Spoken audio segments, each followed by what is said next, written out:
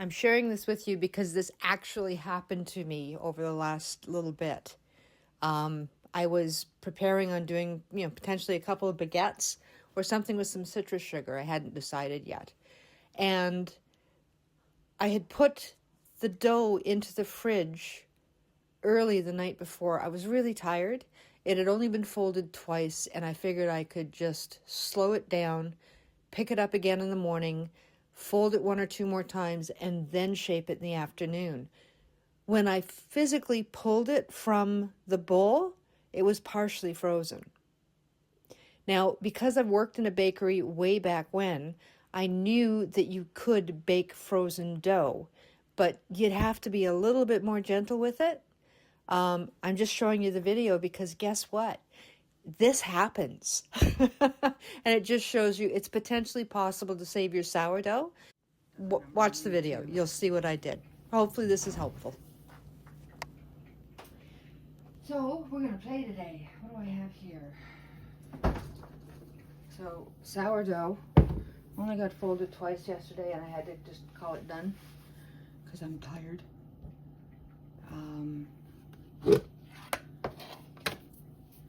In essence, that means that this is ready to go. However, because it's almost 10 o'clock. Wow.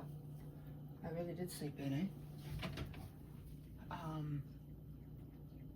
Okay, should I get a coffee? I'm dry on top. It's really cold. So I think what I'm going to do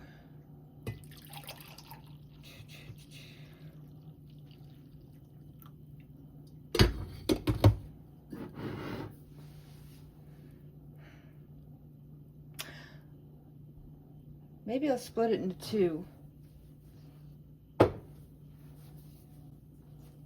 do baguettes.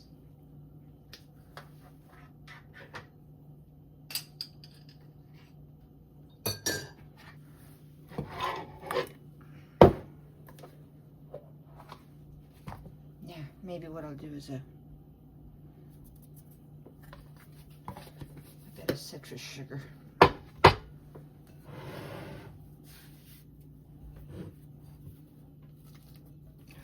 That's almost frozen.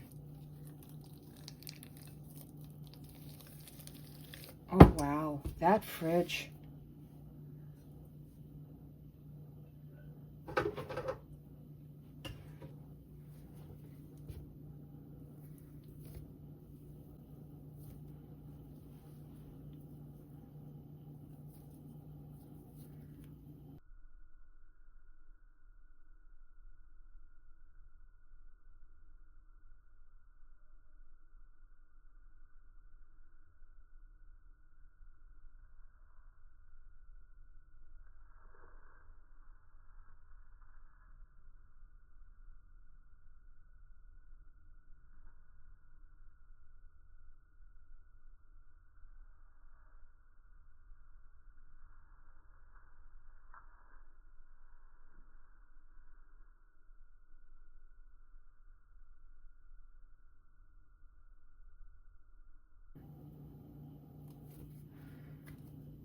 That's frozen.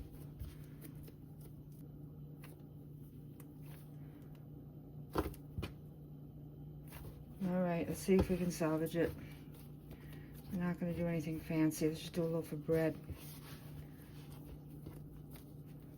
Oh, wow. I wonder how much I lost. I didn't put soup in there.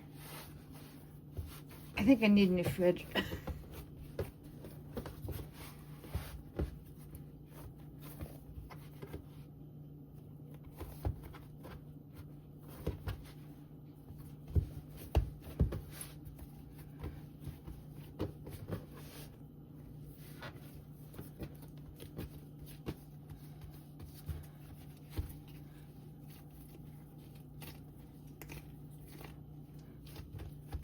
Okay, it's still alive. You hear the snapping, that's the bubbles.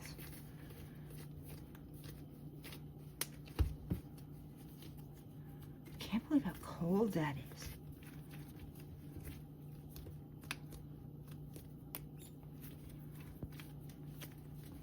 I'm just gonna leave this out on the counter.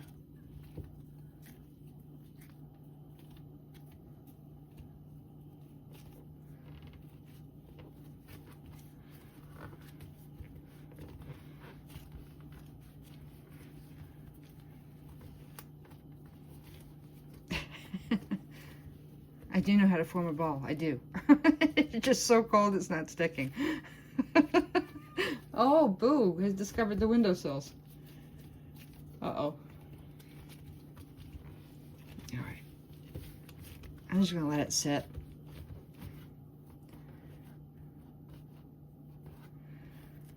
See what happens.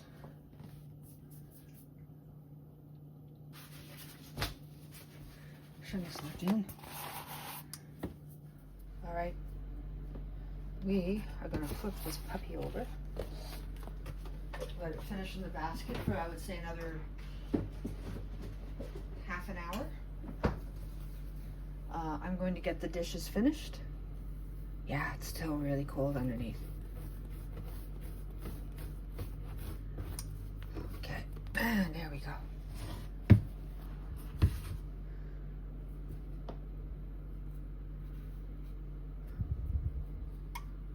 Yeah, better. So if you, again, compared what I did earlier. Okay.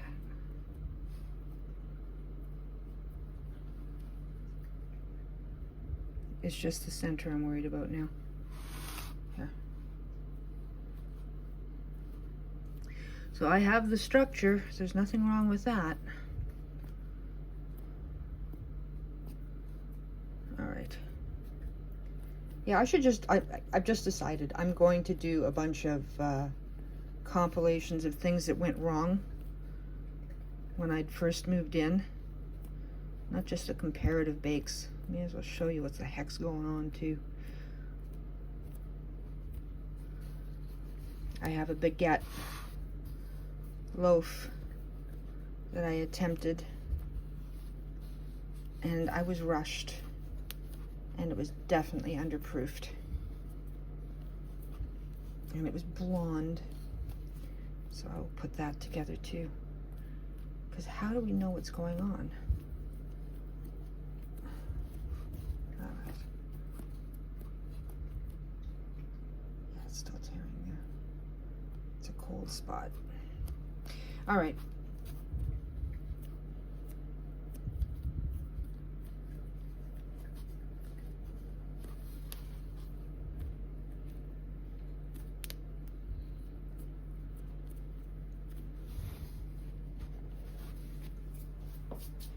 We're just going to cover it and leave it.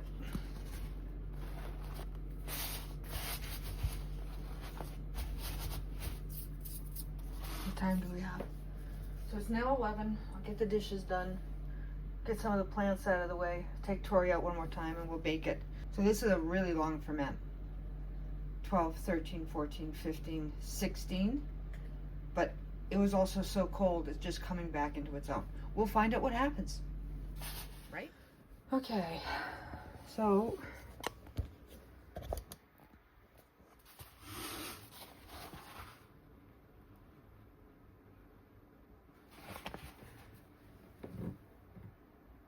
all right, we are gonna bake. It is still quite chill, but I can see the structure pulling. So that tells me that the gluten is still decent, but let's get her in the oven. I don't know everything, but I know what I can see.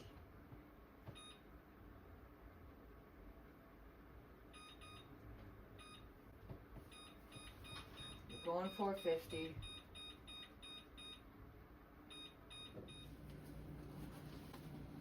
Oh yeah, no, she's fine.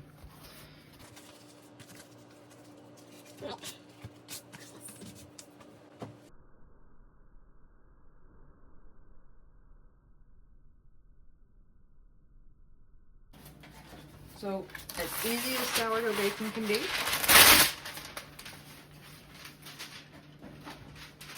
Also good to know that shit happens. Literally.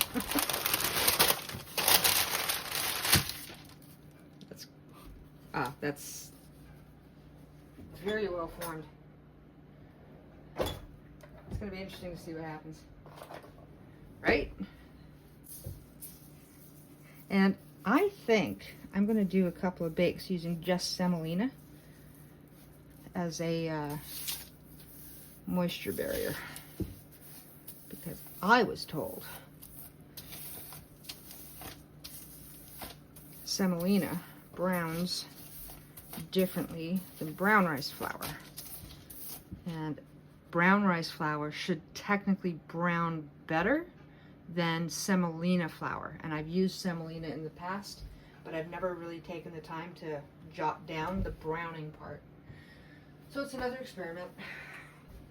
Just trying to think of a design so we know. One deep.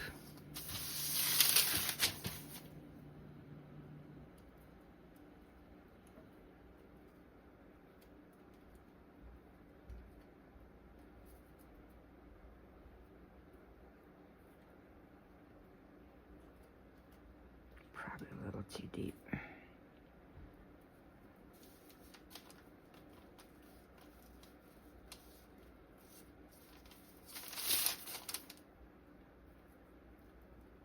I'm painting lily pads at the moment. I was just tempted to do a lily. Whoops. Oh, that's too bad.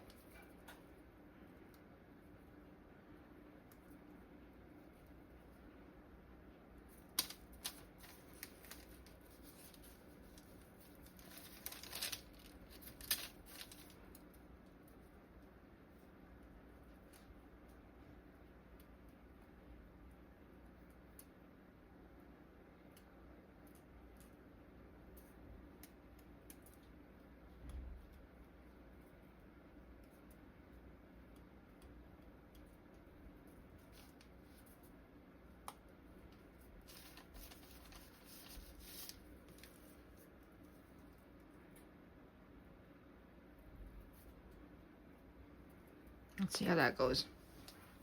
I have some ideas for some designs.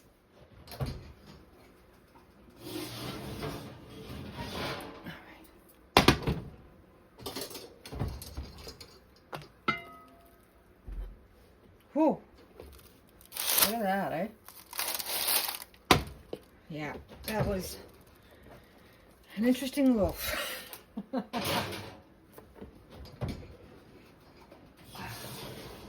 Heck of an oven spring, like it is a ball.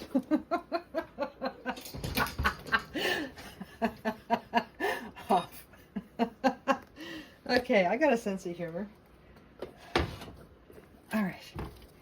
So there was still plenty of energy. It was just coming into its own from what I can tell.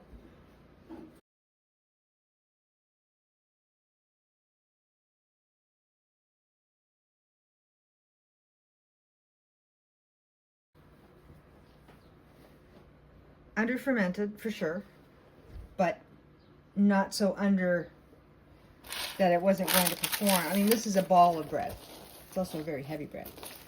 I think I was going for 65% hydration. I'll go check my numbers. Scoring worked out. It's got an ear. I'm very curious to see the crust. Sorry, the crumb on this one, just to see what happened. I'm going to take it out of the pan because it's still cooking away. And the pan was obviously hot enough.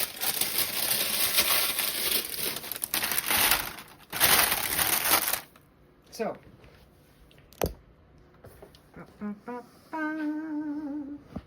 see the profile on this puppy. I have a ball of bread. I could play volleyball with this puppy.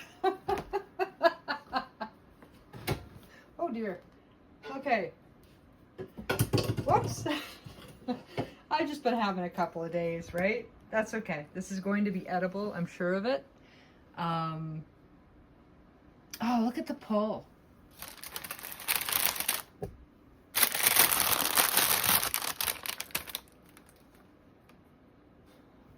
Stop. So you can see all the pulling The gluten was there. Interesting. All right. Very, very, very curious about the crumb. Another learning loaf. So looking at the crumb, you can see the bubble stretching upwards and the crumb formed vertical lines. That tells us most of the expansion happened in the oven and not during the proof or the fermentation. Proof fermentation. The loaf was slightly under fermented, so the yeast still had energy left when it went into the oven.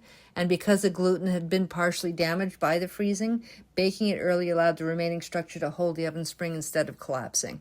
I think this loaf worked out well overall. So there you go. That's how you save a partially frozen boule. Have a great day.